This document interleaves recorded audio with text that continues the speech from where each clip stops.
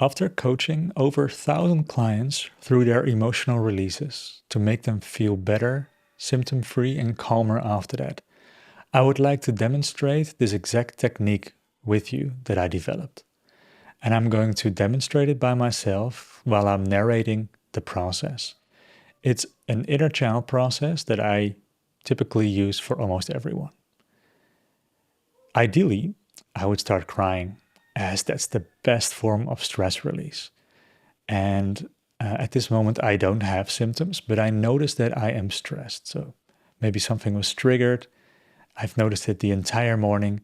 So I thought, why not do it together? So if I wouldn't release this, then maybe I'll develop symptoms tomorrow or the day after. So it's always good to tackle it as fast as possible. And the process stays the same, whether you have symptoms, whether you are anxious, nervous, it doesn't matter. So let's do it together. In order to start, I would need to connect with my senses and to become present. So I'd like to look around and look at everything that is in front of me, behind me, and besides me. This is sort of like the caveman thing, that we're in a cave and we're looking around to see if there is no predator or danger. And I'm looking at the objects, the colors, the lights, and as well the emptiness between me and everything that I can see. This gives the nervous system a message of safety.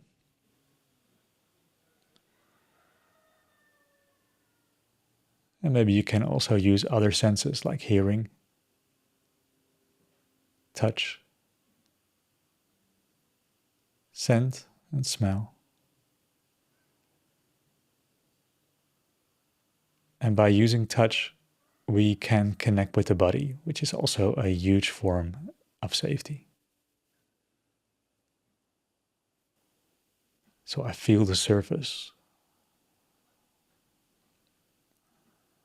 Feel that my back, my lower back and my bump and my upper legs are making contact. I feel the clothes on my skin. I feel my feet on the floor. I feel the warmth on my skin. And I feel my heart rate. And my heart rate is indicating that I'm a little bit stressed.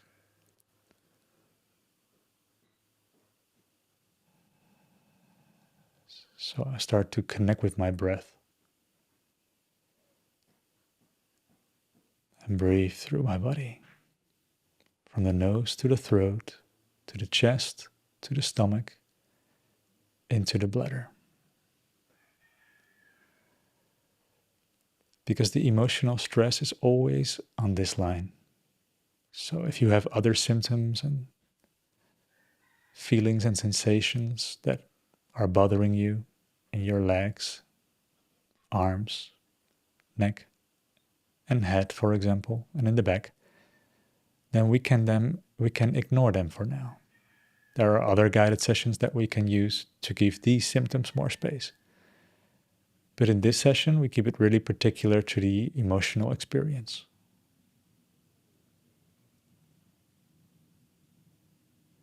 So I noticed that the stress has dropped a little bit into my lower chest, up into the stomach. And with every breath, I sort of give it more space, more attention. That's why it moved.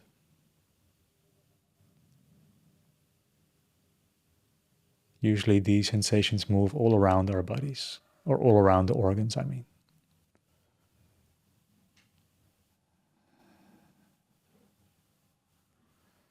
But it's still in the exact same space, so I can ask it a question.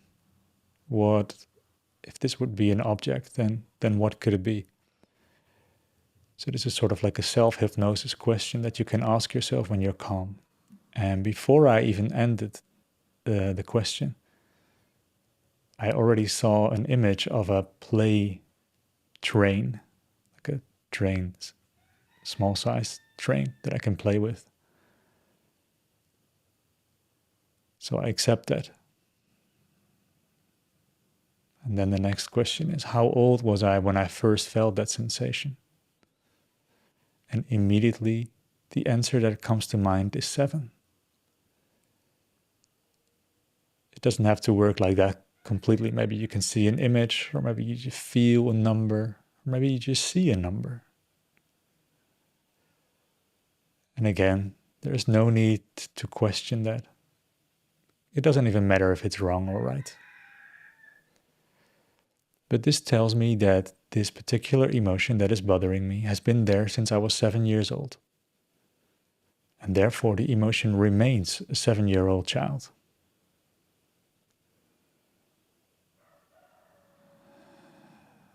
Because it doesn't develop. It's been stuck in my body ever since. And right now, it has come to the surface for me to process it. So I have to digest it. So it's along my organs.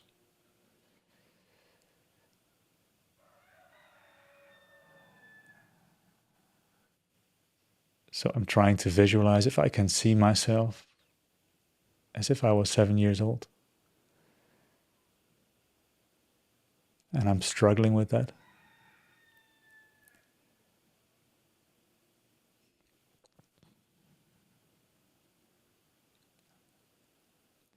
So it helps to ask a question, and what kind of position is he or she?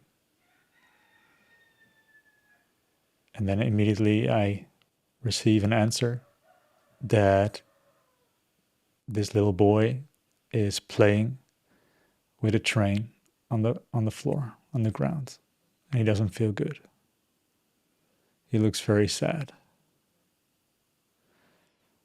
And naming that,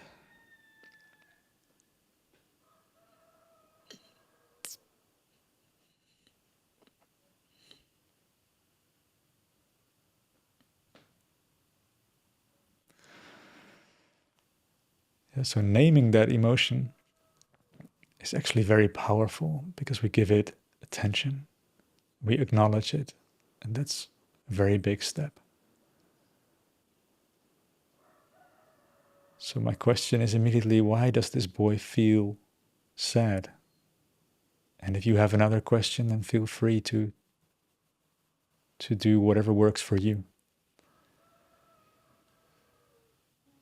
And this boy feels sad because he feels unseen.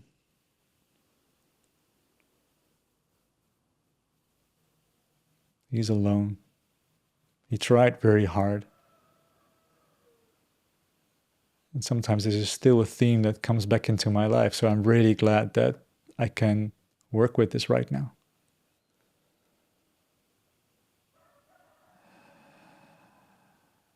So I'm going to dive into this feeling of how it feels to not be seen.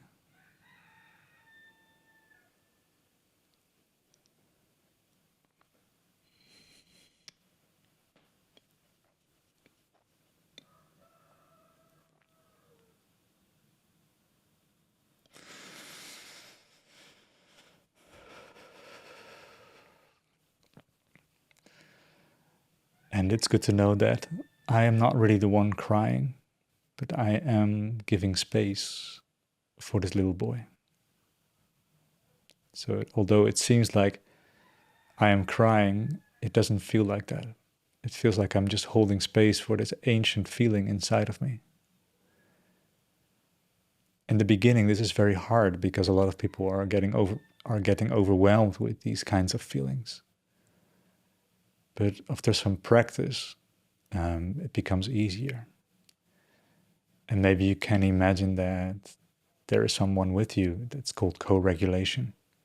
For example, me now for you, or maybe your mother or someone else that you loved. Maybe your true self, maybe your inner father, your inner mother. Whatever works. Because all we want is to release and feel better.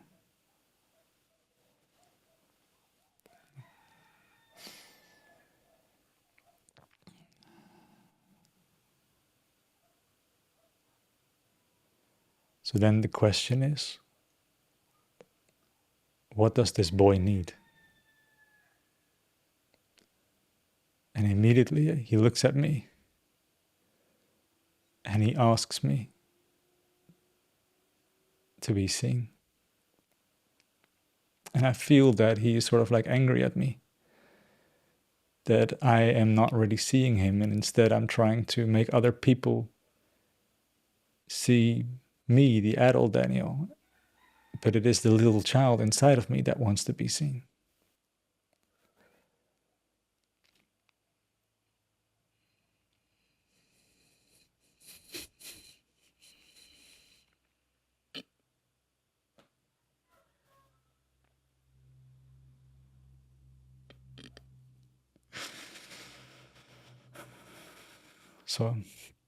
So I'm looking at the boy, my own inner child.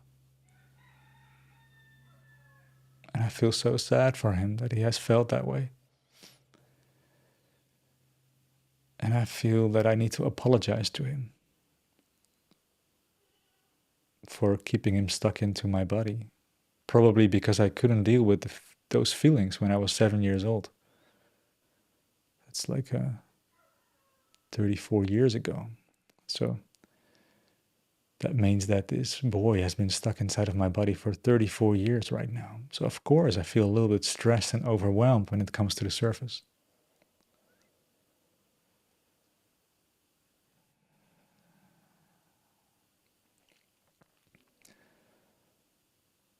I have the feeling that talking and explaining this sort of makes it a little bit harder for me. And therefore I'm going to do an advanced technique that I won't recommend for anyone who isn't advanced. And that is that I'll close my eyes and I'll do some breath work, the gentle breath work. A lot of people are against it because they feel that it is too overwhelming, because they can get very symptomatic. But I would like to trigger myself just a little bit. And if you would like to join in, then stop as soon as you feel uncomfortable. And just use tiny breaths.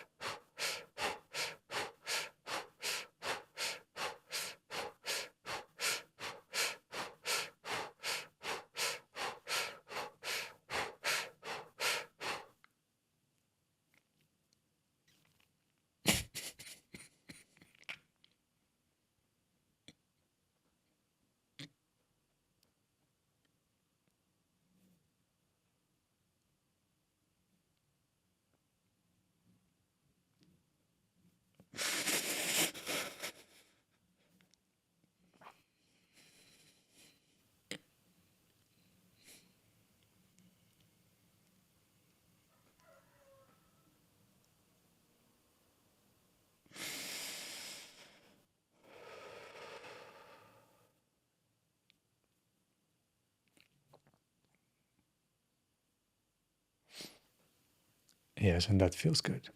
So now I feel silent inside. So that means that I have had a full release. And if I still would have had symptoms, which is very rare for me nowadays, I probably would become symptom free just by this final cry. Not everyone manages that. That was sort of like the result of doing this for many years and becoming a hypnotherapist and helping thousands of people. So usually there is a big group that can do that in the beginning, let's say 3 to 6 months of doing the release program. And another big group, they notice that they'll have gradual improvements. So for example, they would have stopped before, and then they wouldn't feel better, and maybe they did something tomorrow and then they felt a little bit better tomorrow. But they did not have these extremes, ups and downs in symptoms. But for me, it was very necessary to experience that, because that taught me that this is actually possible and that I can help other people with this. Because in the beginning, this whole idea of emotional regulation was absurd for many people. Sometimes I still feel hurt by all the negativity that I have received.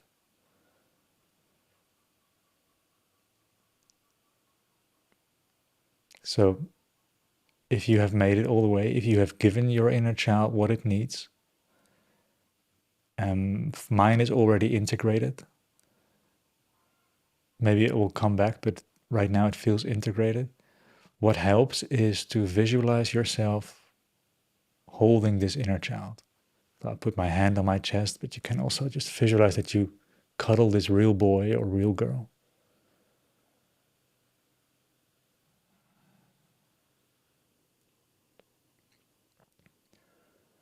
And the idea is to, after years of separation, to become one being again. That's the whole purpose of inner child healing. I think inner child healing is the most powerful tool that we have, especially if you combine them with other tools. So right now I feel integrated. I feel silent. I feel a lot better. And ideally, I would just sit here in silence. So if you would like to find out more, then visit the website, releasecfs.com. Thank you for watching, and I'm going to sit in silence. Thank you.